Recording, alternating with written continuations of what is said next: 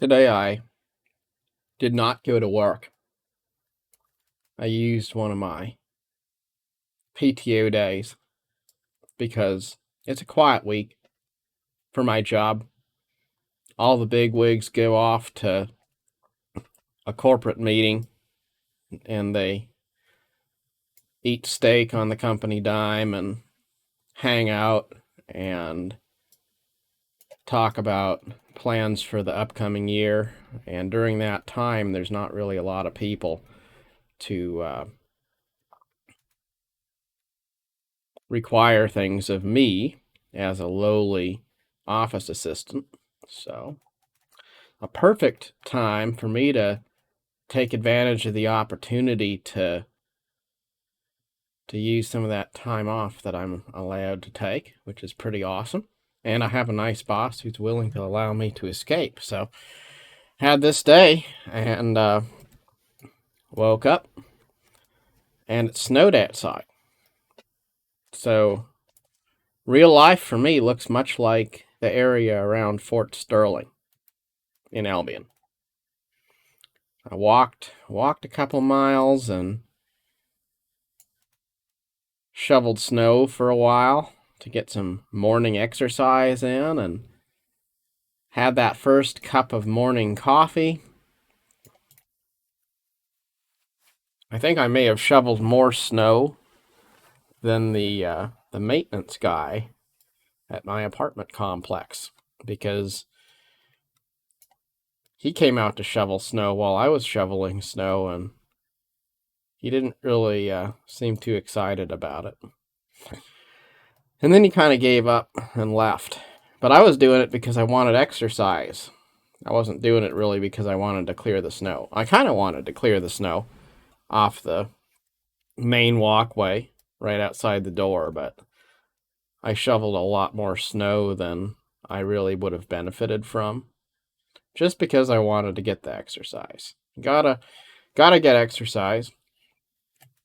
I learned that from for many years having a job where I would spend most of my day on my feet running around doing things. And when you're going nonstop for 12 or 13 or 14 hours out of your day, you don't worry about whether you're getting enough exercise. In those cases, you worry about staying hydrated and maybe getting enough to eat, like it's just you're always going and stuff. But now, in more recent times, I've worked in a less strenuous way, so I have to try to get the exercise. And it amazes me how little exercise some people get. Like I don't do that much exercising,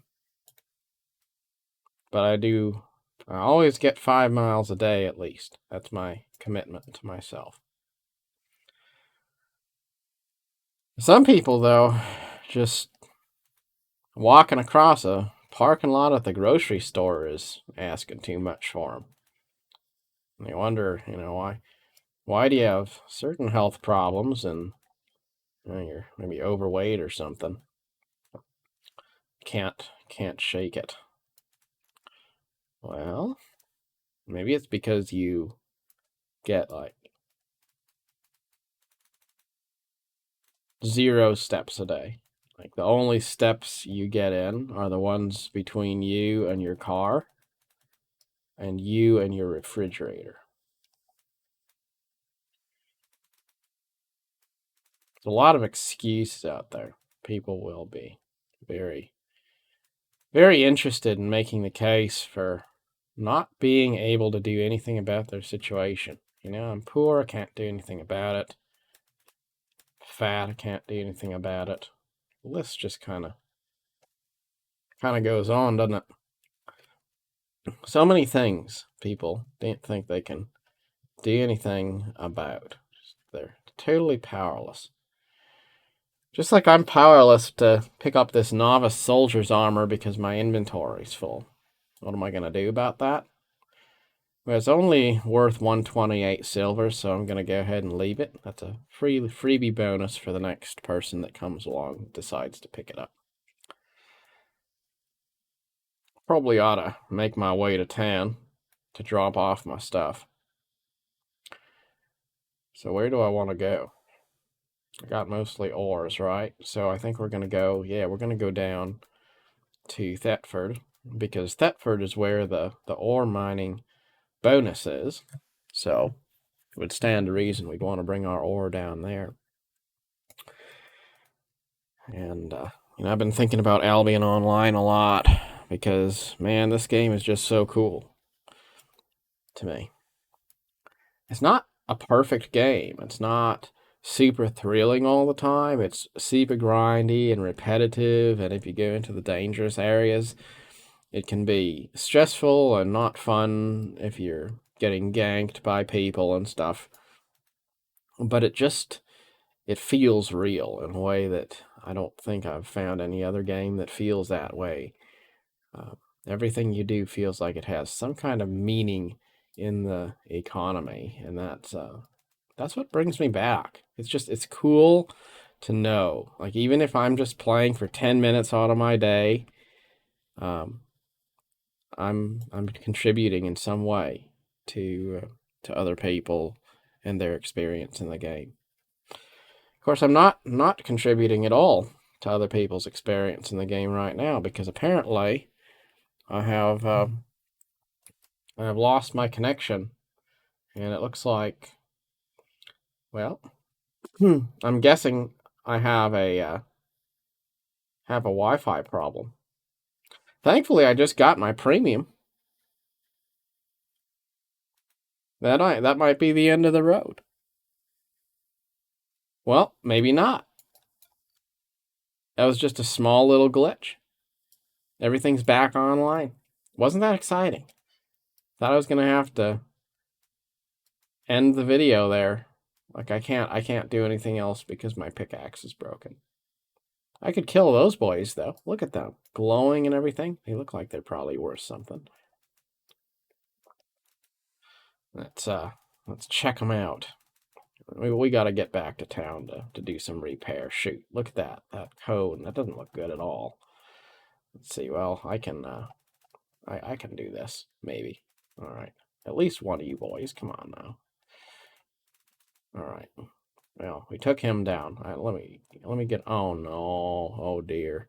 So close. Almost got on that ox. Yeah, that's why I don't do a lot of PvP, because sometimes I'm not very good even against the standard stock mobs. So it can be really unpleasant when you're getting killed by a whole bunch of highly geared players that are just out for the hunt. No doubt it's fun for them, but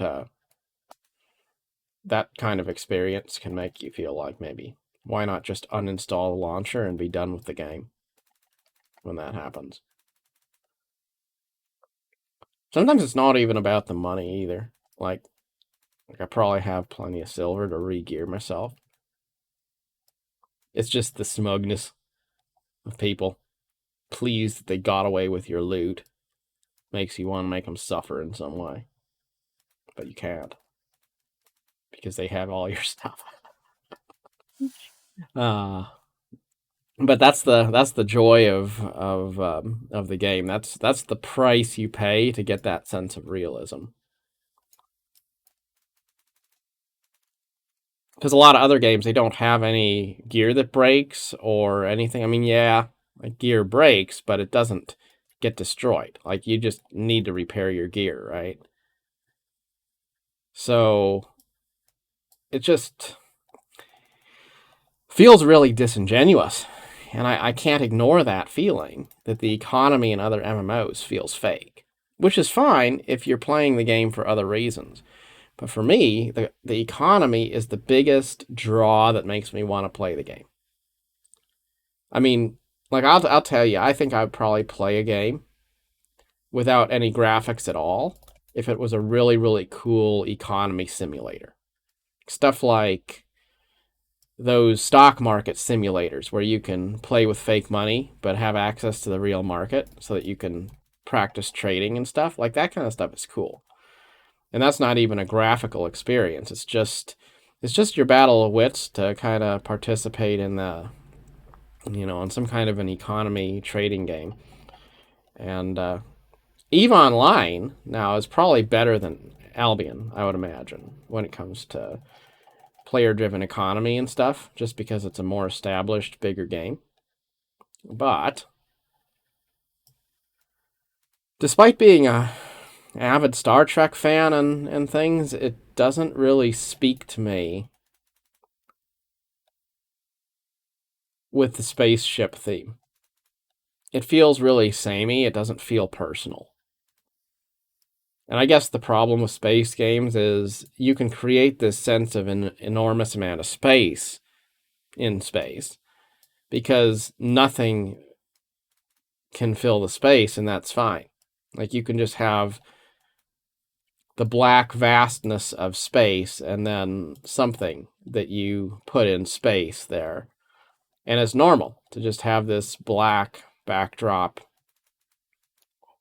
or a star field, and then, a star base or a planet or something there. And it can seem like, okay, that's a big, vast amount of space and there's so much to explore. But the truth is there's not really. Because every planet kind of looks the same. Um, and I know there's a lot of cool stuff in EVE Online, so don't get me wrong. It's just, I think a lot more detail has to go into a game that's not set in space because you don't have that privilege of being able to have spaces where you really basically have nothing and it doesn't look wrong. Like you have to have something everywhere if you're going to design a fantasy world MMO. But in Eve, you just have things suspended in space. So it also seems like the monetization in Eve Online is a little bit more aggressive in the sense that I feel like you potentially are going to wind up having to pay more for the full Eve experience, whereas Albion Online's truly free to play. And then if you get premium, that's just 15-ish dollars a month, but there's not really anything else you're going to probably need to put out money for. EVE Online at a glance looks a lot more mired in the microtransactions that would be maybe pay to win. That's probably not fair because one reason why I do think that full loot games aren't pay to win is just that if you take your credit card out and you buy something expensive, that doesn't change the fact that you can very easily lose it to somebody who's, free to play or a low level spender, because you can have 5 guys go gang up on one person. So it really doesn't matter if you have a higher gear score of some kind or you got yourself a high tier weapon. Like, yeah, you're pretty powerful, but you're basically just going to be donating that to either destruction on death or another player on death. And that other player very well may be someone who spent no money on the game at all. And then you spent a bunch of money to buy silver or whatever. And so the amount of money you'd have to spend to actually feel like you're winning is so high. I don't think there's really any case to be made for a game that's fully being paid to win. It's not really like anyone exactly wins. when you say pay to win, I think more like some of those cell phone MMO RTS type games where you have your base and you're sending out soldiers to fight other players. It's just a numbers game. But then you can buy all sorts of extra things to give yourself more actual power. Like there definitely are pay to win games where you could pay money and your $10,000 is going to give you a chance to win a match, and you actually have people that have done that, and that's totally not healthy. It's not good, and I don't play those kinds of games.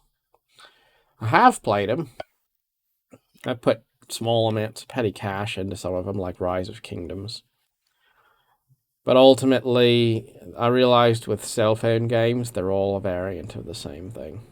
It's all slightly cool when you first install the game, looks kind of interesting, and then it's every single game's basically gonna feel the same after a while. It's gonna just be timers and some kind of graphics that look kind of cool, and then a cash shop that wants you to buy things to make the timers go faster. It's basically what it all boils down to. And cell phone games are so bad about creating problems and then making people pay for the solution. Problems that shouldn't be there, they wouldn't be there. They're specifically designed to make the game unplayable and miserable for the player, just so that the player will pay to eliminate the pain. Like Farmville, with its always incessantly limited barn space. Kind of, kind of ridiculous. Um, People have pointed out ESO's Craftback is a good example of that. Like you're okay, so it kind of makes sense. You pay a certain amount if you want to have access to all the DLC without buying it outright or something. Like there's definitely a case for having a premium membership. But then with ESO, you get this infinite craft storage bag, which you kind of need if you want to collect things. And then if you don't pay premium, you don't have it. And there's no workaround. There's no way that you can actually have a good experience as a crafter without paying that. So then it kind of feels like even if you bought all the DLCs, every single thing there is you can buy with cash for ESO, you're still going to be up against that craft bag limitation. And so you're going to wind up paying that $15 a month just for that feature, which is kind of not worth it in the sense that, like, why would you pay $15 a month just for that one feature? And that's a good example of them adding something deliberately to just create a pain point. It's not the devs trying to make the game work well for everyone. It's the devs trying to figure out how they can make the player suffer enough to get more money out of them than they really probably should be getting.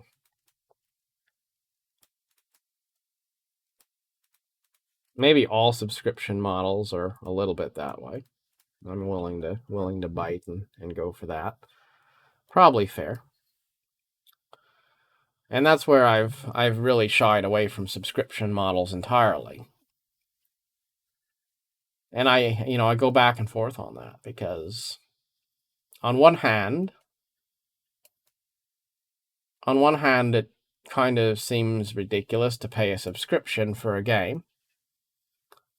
when there's so many AAA titles, wonderful games that don't have any subscription at all. So why pay $15 a month for a game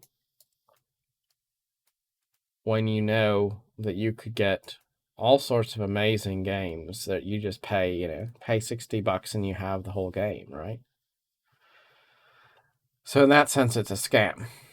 Now, in the other sense, it's not really that much money. Like, if I went out to eat once to the cheapest food establishment I could find with a friend, I'm probably going to pay $30 just for one low quality meal. So does it really matter? The $15. No, not really. Not if it's a good experience and I get $15 worth of value out of it. I wouldn't say it's a big deal. I think you got to be careful with subscriptions to anything, and I definitely cut out most of my subscriptions. But right now, I do have my Albion Online premium sub active, and I really have enjoyed the game. I think it's so many things about Albion just fit my play style rather well, and I find it satisfying to just log into the game and kind of do whatever and feel like I can have that open-ended experience and be part of a lively world where there's lots of other players and maybe play solo possibly, but also feel like I'm part of a world of other players and be able to participate in the economy. I like it, and I haven't found any other game that I can truly say is buy to play and play forever. That's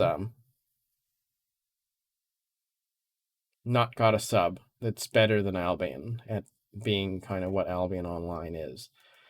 So I guess it kind of makes sense. It kind of makes sense that a live service game would have a membership associated with it because servers are not free to run.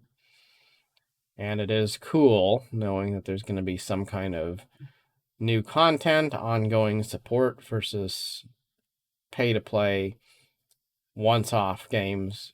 You may or may not ever have more content. It's quite possible that the content that came out up to this point is the only content you're ever going to get. So there is that. But I think you really just have to, you got to look at things kind of on a case by case basis and say, am I getting value out of this?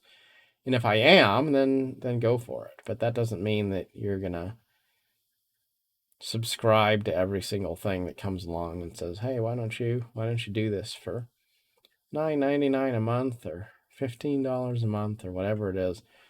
There's a subscription to solve every problem in the world. And if you're not careful, you wind up being nickel and dimed so much that it's just absolutely ridiculous after a while.